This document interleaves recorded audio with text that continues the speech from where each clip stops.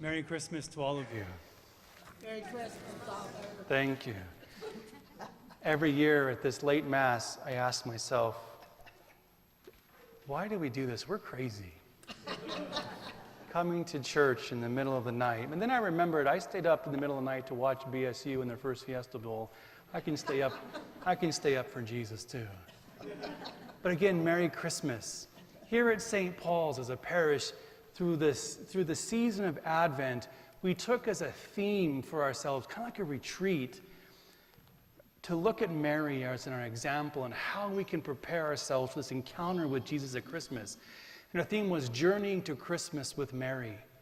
I always want to continue with that theme of what we can learn from Mary and Joseph about our lives as Christians.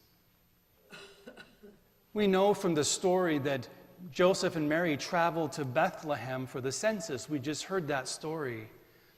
But as I remember as we might recall, those of you who were here from our Advent reflections, that Mary and Joseph, having said yes to be the parents, well, Mary specifically, the mother of Jesus, that was a very controversial thing.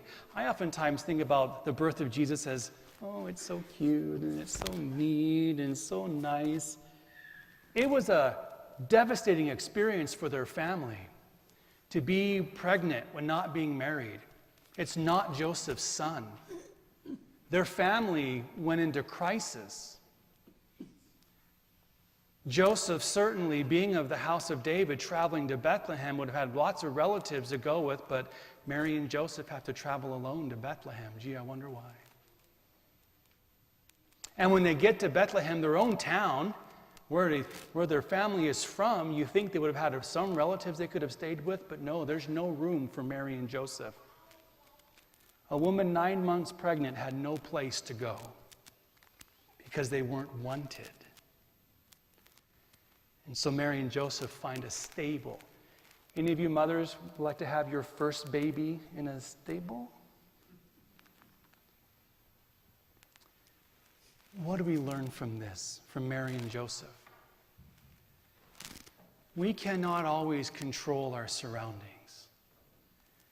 We have very little control over the world around us.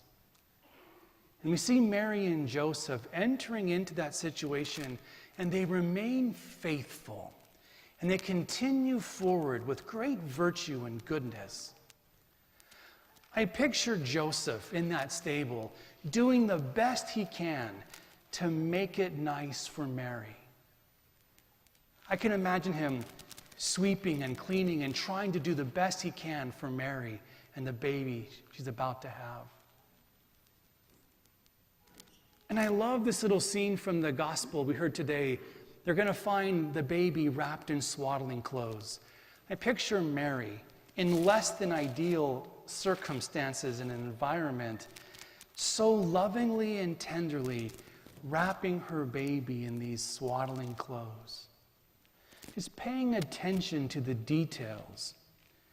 I say all this because what we can learn from Mary and Joseph is this. Although we can't control the big world around us, we can control our own lives. And we can do little things with great care and devotion.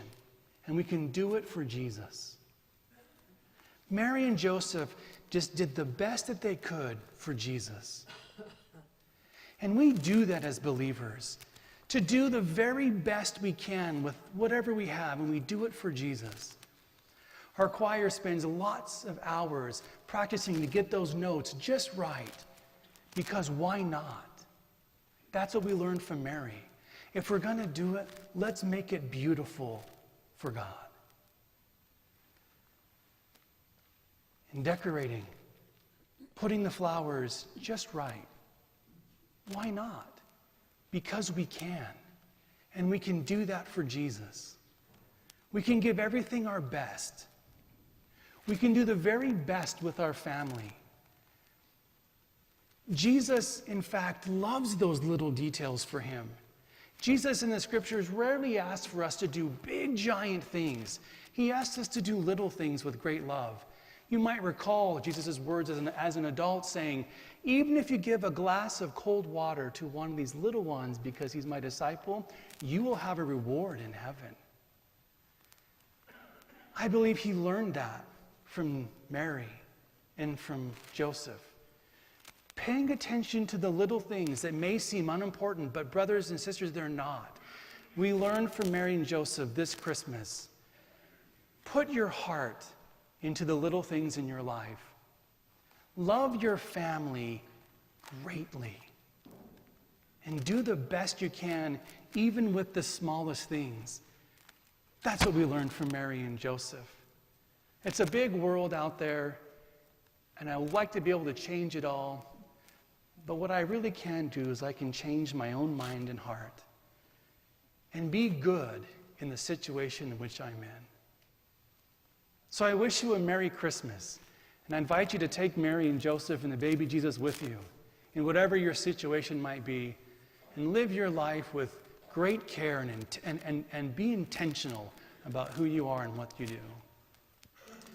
And lastly, it's Christmas. And as Catholics, we celebrate Christmas for 8 straight days. It's the Christmas octave. Those of you who are from here, you're like, I know, Father.